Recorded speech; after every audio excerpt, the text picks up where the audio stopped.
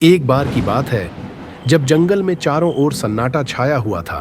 कभी कभी जानवरों की डरावनी आवाज पूरे जंगल में डर का माहौल बना रही थी। लेकिन राजा विक्रम ने फिर से बेताल को पकड़ने का संकल्प लिया। विक्रम ने बेताल को पीपल के पेड़ से उतारा और कंधे पर डाल लिया और सफर के दौरान फिर बेताल ने एक कहानी सुनाना शुरू कर दिया। कहानी की शुरुआत होती है एक प्राचीन राज्य से जिसका नाम था शिवनगर।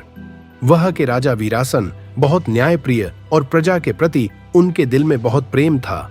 उनकी एक बेटी थी जिसका नाम राजकुमारी मालविका था, जो ज्ञान और शक्ति में आगे थी।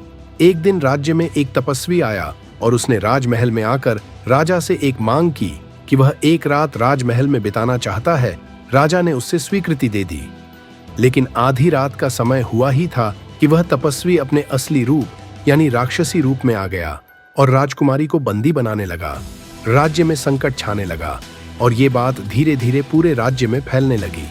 तभी जब ये बात राजा वीरासन ने अपने सबसे बहादुर और वीर सेनापति अर्जुन को बुलाया गया। अर्जुन आगे आया को उससे लड़ाई लड़ी और ऐसी लड़ाई की उस राक्षस को शक्तिहीन कर दिया। लेकिन वह इस लड़ाई में अपने प्राण गंवाने पड़े। लेकिन ये क्या हुआ?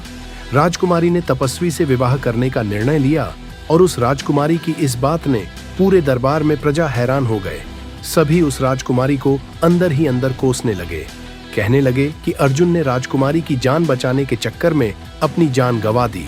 लेकिन इस राजकुमारी ने उस राक्षस को चुना, वह भी शादी के लिए, और उस राजकुमारी ने उस तपस्वी से शादी कर ली। तभी कहानी खत्म और बेताल ने राजा विक्रम से कहा कि विक्रम, अब ये बताओ क्या राजकुमारी ने सही किया? अब बताओ राजा विक्रम, क्या राजकुमारी का फैसला सही था?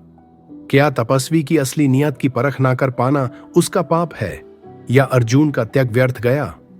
विक्रम सोच में पड़ गए। फिर उन्होंने उत्तर दिया, राजकुमारी का फैसला गलत था क्योंकि उसने तपस्वी के पाप और छल को नजरअंदाज किया। अर्जुन का त्याग सत्य और न्याय के लिए था और सत्य कभी व्यर्थ नहीं जाता। बेताल हंस पड़ा। तुमने फिर से जवाब दिया। मैं चला और फिर बेताल उठ गया और विक्रम उसके पीछे चल दिया।